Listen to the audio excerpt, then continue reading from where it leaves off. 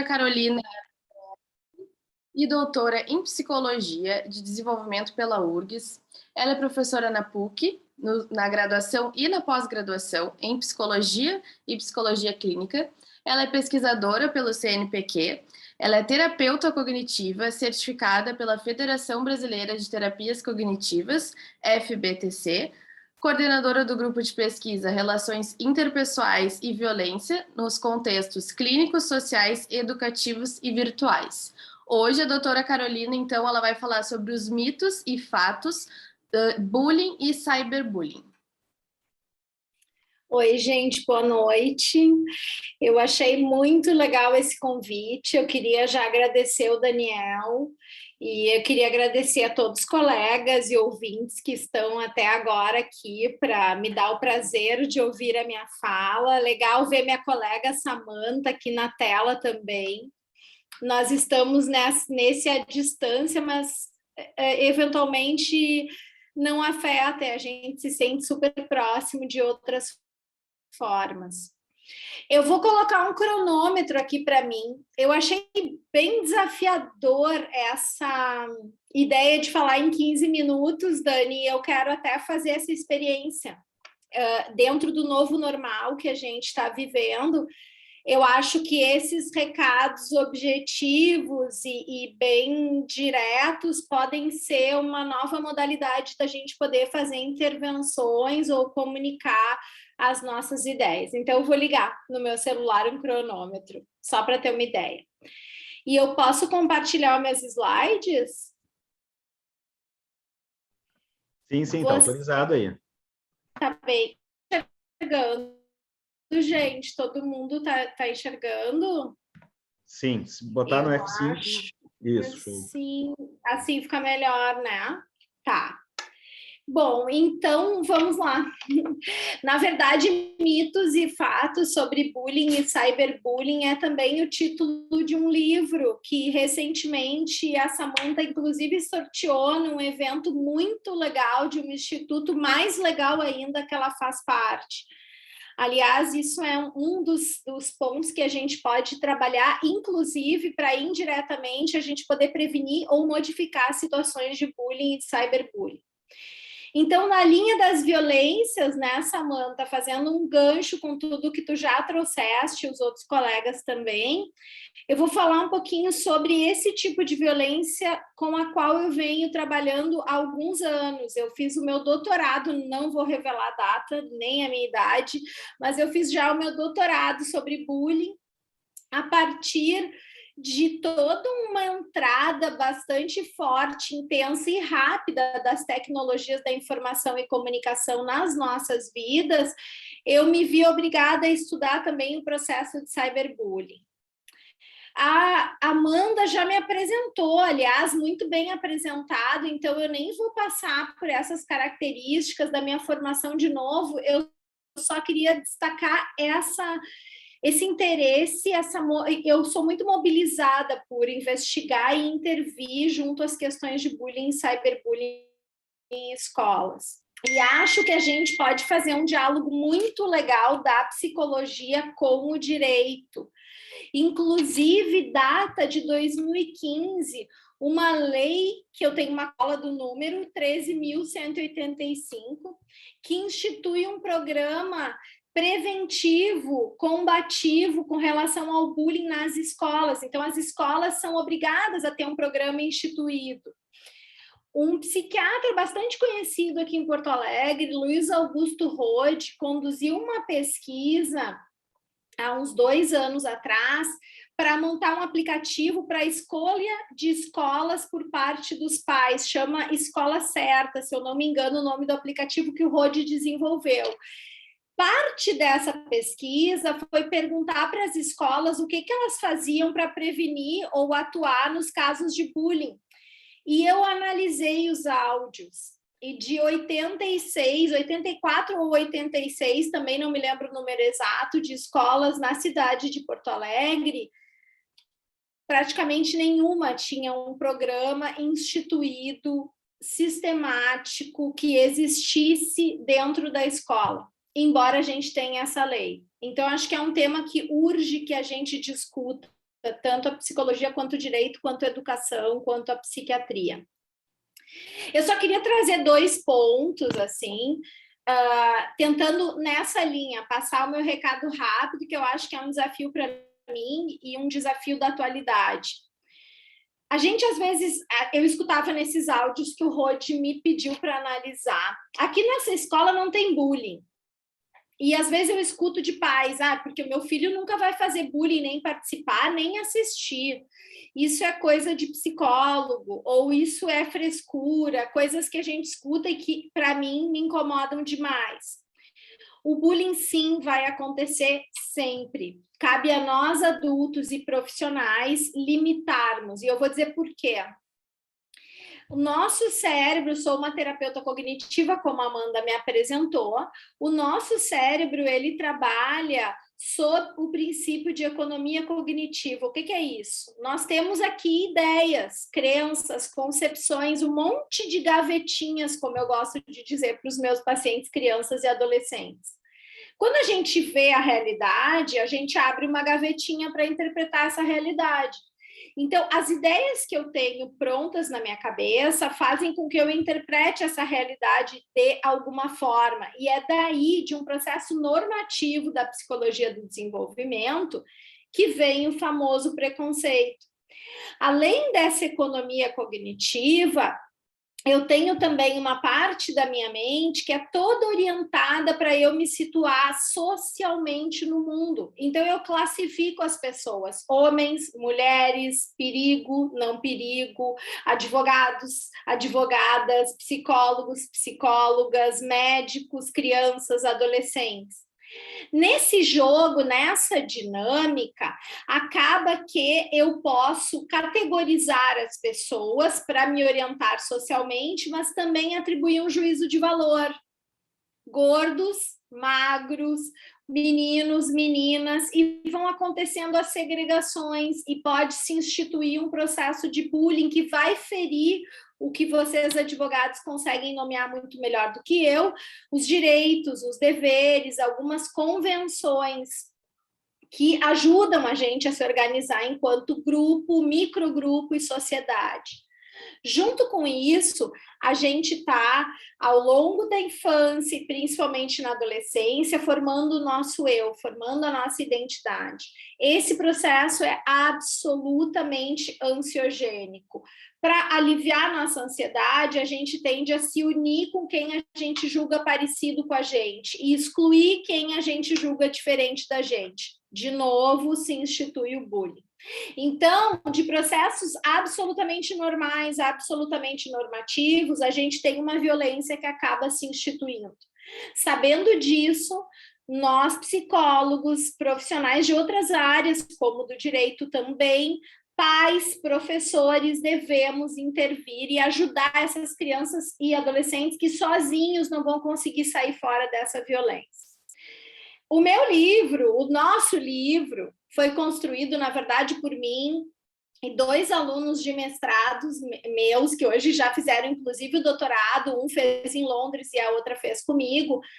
Ele surgiu de um incômodo nosso. Nos corredores da PUC a gente escutava isso. Bullying é coisa de moda, bullying é frescura de psicólogo, e a gente resolveu escrever definindo o que é bullying e provando com as investigações científicas e todos os desfechos negativos para os envolvidos que não é uma frescura de psicólogo, não. Então, o bullying é uma violência sistemática, gente. É muito comum as crianças e os adolescentes terem conflitos durante a sua escolaridade, na escola, né? Mas esses conflitos, eles são específicos. Uma briga no futebol, ali na sala de aula, um ciúme de um com o outro. O bullying, ele é sistemático, então ele é um tipo de agressividade que pode ser direta, verbal, indireta, física, mas a característica dele é que ele é todos os dias um pouquinho. Sempre eu vou identificar um agressor e sempre eu vou identificar uma vítima. E tem outros papéis sociais no bullying, como reforçadores desse agressor, como testemunhas, como defensores da vítima. Então, é importante a gente salientar que o bullying é um processo grupal e, portanto, a intervenção que a gente tem que fazer é para prevenir bullying. Todavia, é interessante que as crianças e adolescentes, em determinado momento, sejam encaminhados para psicoterapia. Eu vou falar sobre isso um pouquinho daqui a pouquinho. As intervenções na escola, elas devem ser em nível grupal. A gente tem que trabalhar a dinâmica daquele grupo que está causando sofrimento para todos os envolvidos e não somente para as vítimas, e afetando o processo de educação. Então, a principal característica é a sistemática, mas a gente observa um desequilíbrio de poder e a gente observa a presença de muito sofrimento. A diferença do bullying de uma brincadeira, porque as pessoas adoram, né?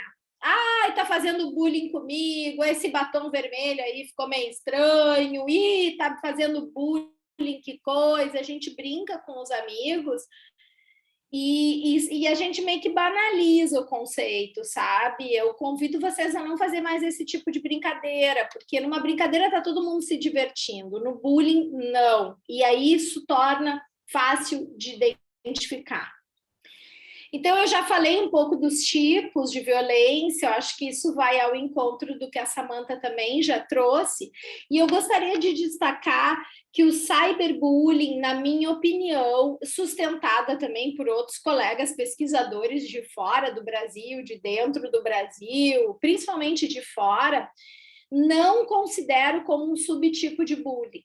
Alguns autores consideram, eu vou dizer por que eu não considero, eu considero como um processo com sobreposições, então ele é muito parecido com bullying, mas ele tem características diferentes. No cyberbullying, a audiência é infinita, gente, vocês sabem isso melhor do que eu. Eu tive casos de pacientes que tiveram vídeos agora, em épocas de TikTok, esses vídeos foram parar não sei aonde, todos, como é que se diz, manipulados, descontextualizados, e os pais entraram com ações e conseguiram que esses vídeos sumissem ali do TikTok ou de outros perfis onde eles estavam circulando. Só que vocês todos sabem que não sumiram. De volta e meia, eles aparecem no WhatsApp da minha paciente, ou de novo surgiram não sei aonde, alguém teve acesso. Então, é muito rápido quanto a informação ela é disseminada online, vocês concordam? E a audiência no bullying, ela é restrita. A plateia é só quem está ali na escola naquela hora. O que, em alguns casos, é bom para os jovens, porque às vezes a família dá conta de prover outros microsistemas saudáveis, e não que anule aquele efeito, mas minimiza muito. No caso do cyberbullying, as vítimas de cyberbullying que eu já atendi, que já conversei em pesquisas, elas dizem, eu não consigo fugir. Não adianta nem eu desligar o meu celular, porque uma hora eu vou ter que ligar. Não adianta nem eu fingir que eu não tenho e-mail, eu faço outra conta, eu vou ter que acessar.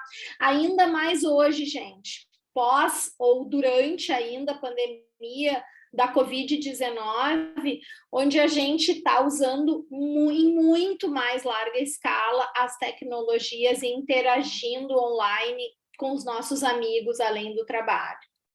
A outra questão que faz com que o cyberbullying seja diferente do bullying, e eu não vou dizer mais grave, porque essas coisas não dá para quantificar, mas eu vou admitir aqui para vocês que me preocupa até mais, é a possibilidade de anonimato. Um agressor no cyberbullying, ele tem a possibilidade de ficar anônimo, de criar um perfil falso, de criar um e-mail falso.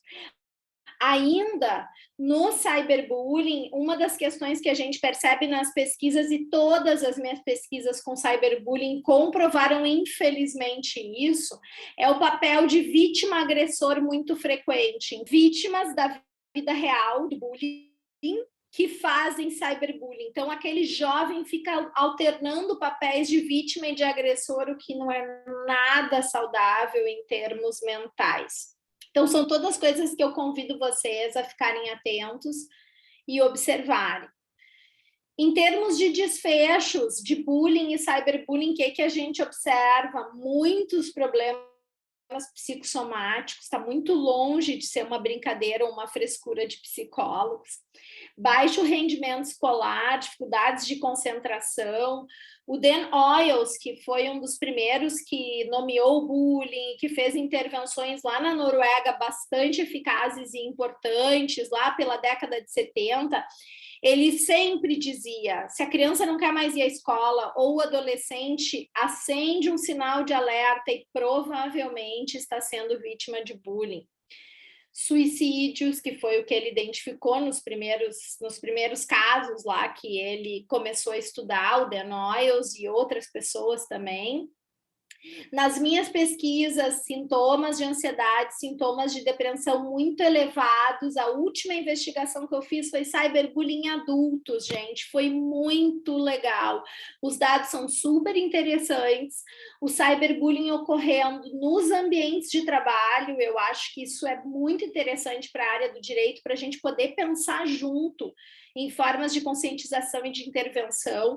Muitos sintomas de ansiedade, de depressão, e eu não coloquei aqui, peço desculpa por não ter colocado nos slides, mas no estudo de mestrado da Lauren de Salip, que foi esse com cyberbullying em adultos, a gente encontrou que o estresse, mais ainda do que a ansiedade e depressão, foi o principal preditor para o envolvimento em cyberbullying, né? Aquela história, o que vem antes, o ovo ou a galinha, a gente encontrou uma influência maior do estresse para o sofrer e fazer cyberbullying. Vejam que interessante. A gente também encontrou variáveis de personalidade relacionadas ao fazer e sofrer cyberbullying. Também chamou demais a nossa atenção. Uso de substâncias psicoativas, embora os resultados sejam controversos, ora a gente vê nas pesquisas as vítimas adictas, ora a gente vê os agressores, o fato é que existe uma correlação. Distorções cognitivas, que é a parte da minha área, no meu fazer clínico, a baixíssima autoestima, crenças de menos-valia, crenças de baixa autoconfiança, muita desconfiança desse mundo, podem ser heranças de uma história de bullying ou de uma história de cyberbullying. Já falei sobre essa questão, eu estou até indo bem no meu tempo, acho que eu vou conseguir passar todo o recado que eu preparei. E hoje a gente tem utilizado muito as tecnologias da informação e comunicação. Eu fiz um bate-papo com um advogado no Colégio Farroupilha semana passada, que foi muito legal. As perguntas foram perfeitas. E os pais muito conflituados com esse novo momento, né? Eu preciso limitar, os meus filhos vão ficar só nas telas, isso emburrece, o que significa uma adição, aumenta a ansiedade, que cuidados tem que ter, né? E o advogado Rodrigo Azevedo estava junto comigo nesse bate-papo e foi super legal a gente poder unir essas duas visões. E nessa mesma linha eu estou feliz de estar aqui hoje, convidando vocês a pensarem junto comigo. São várias e várias vezes que eu estimulo as vítimas que chegam até mim, que possam denunciar esse tipo de violência, que possam saber os caminhos adequados. E o Rodrigo trouxe um pouco isso naquele bate-papo, acho que vocês sabem melhor do que eu. Um recado assim importante, também esquecido de estar claramente descrito nos slides, os agressores também sofrem. Nos meus estudos sobre bullying e cyberbullying, os sintomas de ansiedade e de depressão, eles não ficam restritos somente às vítimas, que é uma visão que às vezes a gente traz leiga, de que as vítimas sofrem e os agressores não. Eu já fiz vários trabalhos com pais em escolas e teve um momento que eu nunca esqueço na minha vida, que um pai levantou a mão e disse: na vida, uns batem, outros apanham. Eu quero que o meu filho ou minha filha seja aquele que bate, sempre. Uma das distorções cognitivas que está relacionada tanto a provocar bullying, como cyberbullying, como manter esses tipos de violência, é a polarização, é o pensamento ou tudo ou nada, que não é veracidade. A vida não é o tudo ou nada. A vida emocional, pelo menos, não é. Ela é absolutamente relativa e tem que ser absolutamente equilibrada. Eu estou com um estudo agora de uma mestranda começando a coleta hoje. Eu posso até mandar para o Daniel o link, ele vai ter o prazer, né, Daniel, de me ajudar a distribuir essa coleta. A gente vai fazer com adultos e a gente vai perguntar para esses adultos sobre as suas experiências com seus pais e as suas experiências que eles lembrem de bullying e cyberbullying. Existe uma forte correspondência, sabe, gente, entre os estilos parentais e o bullying e o cyberbullying.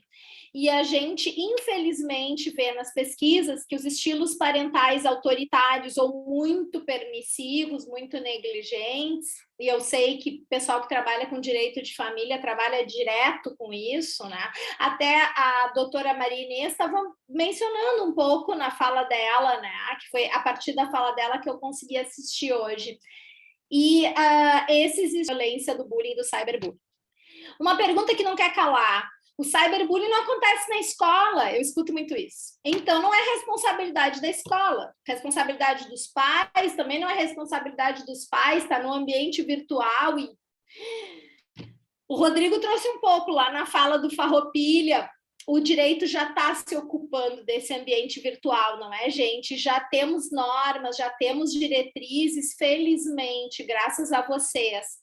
Mas o que eu sempre digo é que, mesmo não estando no estatuto da escola, a escola tem responsabilidade de intervir nesses casos de cyberbullying. E, na maioria das vezes, esses jovens jogam online, falam através do WhatsApp, interagem no TikTok ou no Instagram, porque eles se conhecem nos ambientes escolares. Então, a gente tem um caso muito legal que foi atendido por uma aluna minha de doutorado, que é psicóloga, que o menino começou a sofrer uma exclusão online através do game. Os amigos já não convidavam mais ele aparecia para jogar, eles saíam todos fora, criaram outros nomes e outros perfis. E o menino foi ficando muito triste, muito triste, muito triste, até que ele descobriu que os meninos estavam excluindo ele e ele convivia com os 4 meninos ou 3, porque eram colegas de aula. E a minha aluna de doutorado foi até a escola para conversar com essa escola. E a primeira coisa que ela escutou foi: isso não está acontecendo aqui na escola, então a gente não tem que fazer nada. E ela insistiu, felizmente, e a escola interviu, botou esses meninos para conversar e a coisa toda se resolveu, até mais rápido do que eu esperava. Eu conto essa história porque é um exemplo de intervenção da escola, a escola se apropriou, se colocou, se envolveu e deu super certo. Então, algumas dicas que eu já estou indo para os meus finais aqui. Desconfiar se esse jovem estiver muito quieto, dificuldades de aprendizagem, não querer ir à escola, apresentar lesões. Isso aqui é super importante, mudanças bruscas de humor. A adolescência é caracterizada por mudanças de humor, mas mudanças bruscas pode ser um sinal de sofrer violência. Isolamento, que às vezes faz com que os pais não identifiquem, ou os professores, porque não incomoda. Atitudes hostis para consigo mesma. Tenho atendido casos de automutilação que têm me preocupado muito. Atitudes hostis para com outros. Mentiras, não necessariamente como uma falha de caráter, mas como uma fuga. Lembrando que as vítimas ficam muito impotentes nesses tipos de violência. Lembrando que os agressores ficam muito ansiosos porque eles morrem de medo de virar as vítimas. Roupas rasgadas, roupas dos outros. O sofrimento independe do papel, isso eu já cobri, sendo vítima ou agressor, diferente do que às vezes se pensa no senso comum. O bullying deve ter uma intervenção grupal e é importante a gente identificar outros fatores de doença mental ou de sofrimento psíquico que podem não ser frutos do bullying, mas que podem estar vulnerabilizando esse jovem. Então, já falei assim muito dessa questão do cyberbullying, que me preocupa principalmente, essa questão da audiência infinita, essa questão do anonimato e a questão das vítimas na vida real poderem ser agressores lá na violência virtual. E a gente tem, eu dou algumas dicas, sabe, gente? Eu acho super importante os pais estarem atentos ao que os filhos fazem na internet, conversar com esses filhos. Numa das minhas investigações sobre cyberbullying, a gente identificou que o monitoramento, sabe, gente, colocar softwares para saber onde a criança entra, desligar determinadas páginas, ficar rastreando a criança e o adolescente, não é tão legal. O que a gente nota é que pode estimular uma crença de desconfiança, que não é legal, de paranoia. O que a gente nota é que pode estimular transgressões. Agora, o diálogo entre pais e filhos só ajuda, falar sobre tudo. E eu instruo os pais que eu atendo a saberem sobre as coisas que os jovens olham, sobre os youtubers, sobre os gamers, a estudarem mesmo. Isso tende a aproximar pais e filhos e evitar situações de violência. Incentivar relações positivas, apresentar um modelo enquanto pais de relações positivas é muito legal.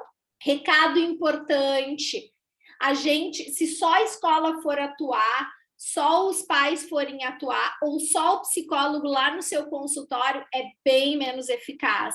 A triangulação de informações, o trabalho em equipe é show de bola. Aprendi isso com Cristina Salmivalli, que é uma pesquisadora lá da Finlândia, que, por sorte, né, o país é pequenininho, ela consegue fazer intervenções no país inteiro. E todas as intervenções que ela faz para prevenir e atacar, quando já está instituído o processo de bullying ou cyberbullying, envolvem pais, comunidade escolar e profissionais especializados. Então, a gente tem que ter esse foco na escola inteira. Eu sei que é difícil, mas algumas escolas ficam super abertas. Eu acabei de receber um convite para fazer uma reunião no Pan American School para a gente tentar montar um projeto assim frequente, sistemático para a prevenção de bullying. Eles têm políticas anti-bullying na escola, eles me convidaram para a gente revisar e instituir ações sistemáticas, o que pode ser muito, muito legal. E é importante a gente trabalhar dentro das escolas o desenvolvimento de habilidades sociais, saber dizer não, empatia, que os jovens acabam perdendo quando são vítimas ou agressores no bullying. Na clínica que eu trabalho, terapia cognitivo-comportamental, a gente, então, com vítimas e com agressores, mas devo confessar, nunca recebi um agressor para atendimento. Ainda não chegou. Acho que a gente tem que fazer mais eventos que nem esse para as pessoas escutarem que os agressores sofrem, escutarem que não é bom ser um agressor no bullying ou cyberbullying. Não é uma opção, acaba acontecendo, lembrem lá dos processos normativos que eu falei no início, e depois esses jovens não conseguem sair. A gente trabalha desenvolvimento de habilidades sociais, estratégias de resolução de problemas, muita orientação para pais, desenvolvimento de um vínculo sólido para resgatar essa autoconfiança e confiança no mundo, muita psicoeducação, que é informação sobre bullying para desmistificar crenças e preconceitos, muito trabalho com as emoções, mapeamento de rede de relações, e no caso da vítima, que acaba ficando muito empobrecida em termos de relações, a gente faz trabalhos junto com os pais para achar amigos e vínculos, e desenvolvimento do processo de empatia, que é uma habilidade que a gente não nasce com ela, que a gente nasce com predisposição para ser empáticos, mas se a gente não desenvolve, não exercita, não treina, a gente não vai ser empático. O bullying pode ser considerado um tipo de discriminação legitimado pela sociedade no momento que a gente banaliza, no momento que a gente não olha para ele, no momento que a gente acha que os jovens vão conseguir se resolver, e eu estou afirmando para vocês que eles sozinhos não conseguem. A sociedade categoriza as pessoas em função do que se espera de comum, normativo. A gente tem discutido muito a diversidade, não tem? E não é fácil. Eu tenho colegas lá na PUC que trabalham com questões de gênero, meu amigão, meu colega, professor Ângelo Brandelli Costa, identidade de gênero, a discussão sobre estar nos documentos ou não, não é verdade, gente? Tanta discussão que está vindo aí e tanta dificuldade ainda dos indivíduos que eu atendo, dos indivíduos que eu trabalho nas escolas, de conviver com o diferente, porque a gente não é naturalmente, talvez a gente até seja formado para isso, mas a gente acaba, cognição social, desenvolvendo as categorias para a gente se orientar. E é muito difícil, é um esforço emocional, cognitivo e social se colocar no lugar do outro, por isso que a gente tende a evitar, não é por mal, é porque às vezes demanda demais. Mas a gente tem que forçar isso e é através da educação que a gente vai conseguir muita coisa. Muito obrigada! Eu falei em 29 minutos, 7 segundos e agora está indo um pouco mais. Obrigada pela atenção. Ficam aqui os meus contatos e tem o Insta do nosso grupo de pesquisa. Eu também tenho um Insta. A gente tenta colocar alguma coisa das nossas investigações lá. Eu queria agradecer muito a oportunidade de poder ter falado aqui nesse evento. Obrigada, Daniel. Valeu muito. Doutora